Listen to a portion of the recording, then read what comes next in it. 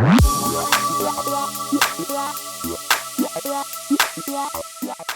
ようございます。おはようございます。吉勝ガレージをご視聴いただきありがとうございます。前回購入しましたよっていう報告をさせていただきました YB125SP でございますけれども、メンテナンス第1弾としてオイル交換をしていきたいと思います。はい。まずオイルはなんかいいやつ買っちゃいました。めちゃめちゃいいですね。1リットルで鉱物油と800円ぐらいしか買わなかったんで、これで2200円ぐらいだったかな、過保護のカホコちゃんでやっていきたいと思いますけれどもヤマハのプレミアムシンセティック4モーターサイクル4ストロークオイル、100% 合成油なのかなオイル交換動画はバズりやすいからね確かに、当チャンネル1本だけ唯一バカみたいに再生されてる動画ありますんで、そちらもよかったらご覧ください。あとは、このエンジンがオイルエレメントっていうものがないんだよね。で、中に一応フィルターみたいなのはちっちゃいのがついてるんだけど、ということでマグドレンを買ってちょっとでも鉄粉対策をしようかなと。デイトナのやつ買いました。こうやってやった方がいいですかYouTuber はい、これいいですね。うちの娘こうやってやるんだよ。物見せてくるとパパ見てっつってでそうなんでデイトナのマグドレンにしたかっていうと、これ鉄製なんですね。他のメーカーアルミのものが多いんだけど、ちょっとやっぱりネジ系アルミのもの嫌なんで、鉄のデイトナのマグドレンにしました。で、あとはこれ。かわいい。これは何ですか？ガスケ情報ですね。これデイトナですね。これもこれシリコン情報。Amazon でオイル買ったらノズル入ってたけど、こっちの方が安全でしょ。やりやすいですね。はい。あとはこれエーモンの Amazon 限定オイルパック。このエンジンがオイル1リットルのはずなんで絶対に足りると思いますんで、そうですね。交換していきたいと思います。お願いします。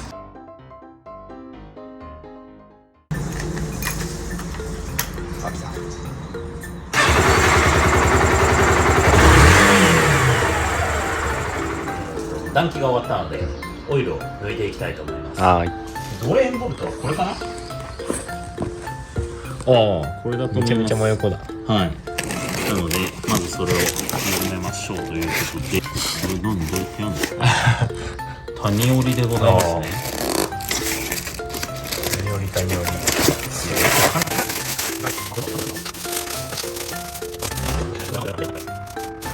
これって実質ゴミ売ってるのと一緒だよね。ゴミっすね。余ったやつですね、また。そうだよね。なんかの切れ端だよね。で、ドレーンは17かな。17ですね。ちなみに工具はディーンっていうブランドが大好きなんで、ほぼ全部ディーンの工具使ってます。元気。ごめんなさい。ディーン元気。池森じゃない。じゃあドレーンを緩めていきましょう。グッと下に準備をして、結構な勢いでオイル飛んできそうな気がするな。ちょっと待って。優しいな。優しいな。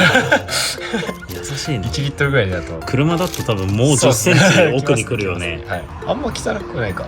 いや汚いだろ。汚いか。でもなんか外に放置されてたっていう感じではないな、このバイク。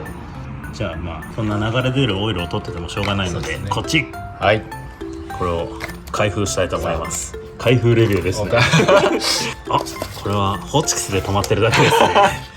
開放送ですね。開きました。開きましたね。なんとマグドレンと一緒にガスケットも入ってますね。優しい。優しい世界。優しい世界。そこやめよう。ここが真ん中がマグネットかな。そうですね。こうやってやった方がいいですか？いいですね。映る。そうですね。マグネット。でメッキのかかった鉄のボルトですね。でガスケッツ。こんな感じでございますけれども。でオイルがもうだいぶできったんで、周りを軽く拭いてドレーン閉めちゃおうかな。これサイズ違ったらどうしようかと思ったけどM12 の ×14 長さが 14mm か。そのピッチ 1.5 こんな感じですね。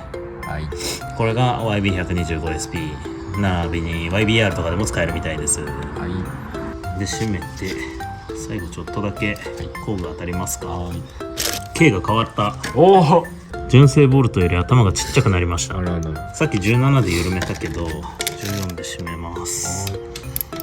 そんなに強く締めなくていい。これなんかアルミっぽいようなエンジン。これですね。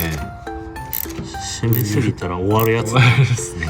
一生ドレンしちゃうんですね。そうだね、いいこと言うね。一生ドレンですよ。ドレンティックが止まらないですね。こんぐらいでいいかな、これなんか、こんぐらい。はい、はいですね。で、ちょっと清掃しましょうか。はい。せっかく清掃するためにさ、キムワイプまで買ったのにさ、これこんだけあったら全然いらないよね、これ。まあでもちょっとせっかくだから使おうと思います。これ5回ぐらいはオイル交換いけるっすね、これだけで。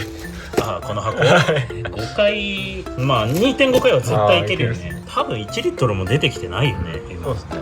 まあ掃除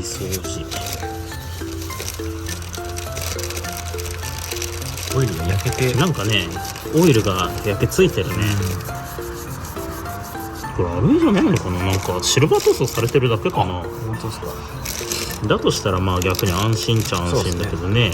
アルミのネジ山は気をつけた方がいいですからね。本当にシフト表記パターがンが5足もあるんですね。5足なんですよこれ。だからなんだろう、最初株買えって言われてたんだけど、僕ヤマハ党なんで、でこれを買ったんですけど、全体的に株より安くて株に勝ってると思う。じゃあここ閉めて清掃もしたんで OK で、これはもう全部入れちゃいましょう。はい。